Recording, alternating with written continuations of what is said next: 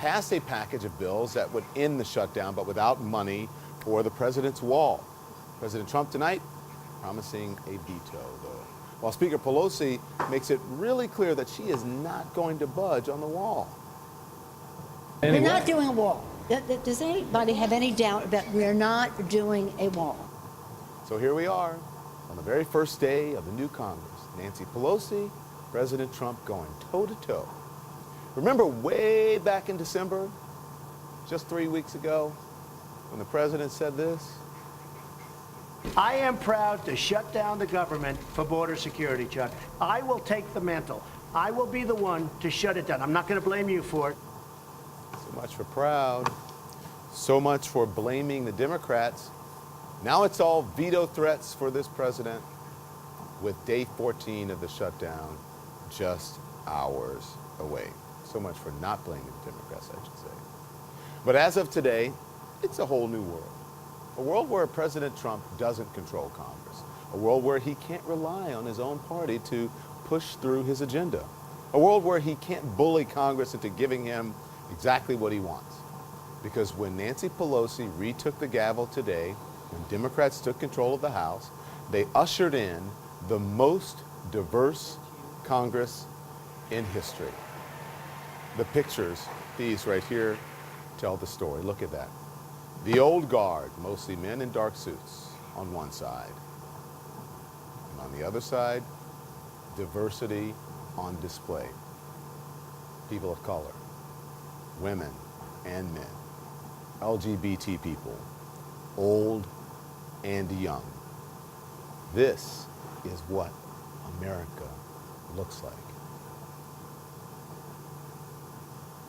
And here's another picture that shows you the diversity of this new Congress, okay? Take a look at this. An array of holy books for the swearing in of the new members. Like I said, it's a whole new world right now. And looming on the horizon, a lot of dark clouds for President Trump. Speaker Pelosi refusing to rule out the possibility of impeachment or indictment. We shouldn't be impeaching for a political reason, and we shouldn't avoid impeachment for a political reason. So we'll just have to see how it comes. Could Robert Mueller come back and say, I am seeking an indictment? I think that that is an open discussion. I think that is an open discussion in terms of the law. Open discussion. Remember, there are no fewer than 17 investigations of just about every aspect of this president's life, from his campaign, to his administration, to his allies, to his businesses. And it's no coincidence that top Democrats on the Judiciary Committee introduced a bill today to protect Special Counsel Robert Mueller from being fired by President Trump. That, as the same committee is trying to get Acting Attorney General Matt Whitaker to answer their questions about protecting Mueller. Still trying to get a date, and they're dragging their feet on a date. We'll see what happens. Will you send a subpoena to him if he doesn't? We will if we have to. And then there's the question of the president's tax returns. Senate Finance Committee ranking member Ron Wyden introducing a bill today requiring the president to make his returns public, which he obviously won't do without a fight. And here's something else that may have this president spooked. The thing he is counting on to be the force field around his presidency. Wall Street. Look at those numbers. The Dow took another nosedive today, falling 660 points, its biggest percentage drop since 2013.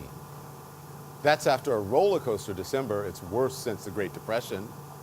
On just the second trading day of the month, President Trump tweeted that he is a tariff man, seeming to completely misunderstand the fact that a tariff is a tax on imports, one that raises prices for, you guessed it, consumers. And the Dow dropped nearly 800 points.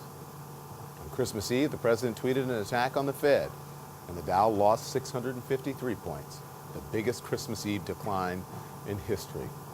So, yeah, the market looks like it's no longer the bright spot it used to be for this president.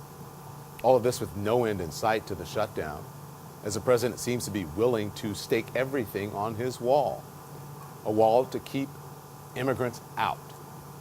But there's another president who might have seen all of this very differently. Let us remember what President Reagan said in his last speech as President of the United States.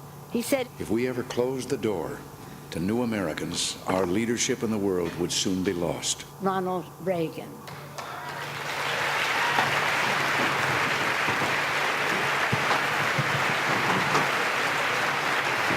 Your applaud for Ronald Reagan? That's a fair question. Every American should applaud President Reagan's words. He stood up for the values that truly make America great. Values like welcoming people from around the world to be part of the American dream. And this president, resorting to stunts like this. A suddenly announced press briefing that in the real world was nothing more than the sad president trying to take back the spotlight from Nancy Pelosi and the new Congress. Come on. Contrast President Reagan's wise words with this president's empty threats, random tweets, and memes. But you know what? It's going to take a lot more than memes, and stunts are not going to cut it. This president has the bully pulpit. Nancy Pelosi has the gavel. America is waiting to see who gets the last word.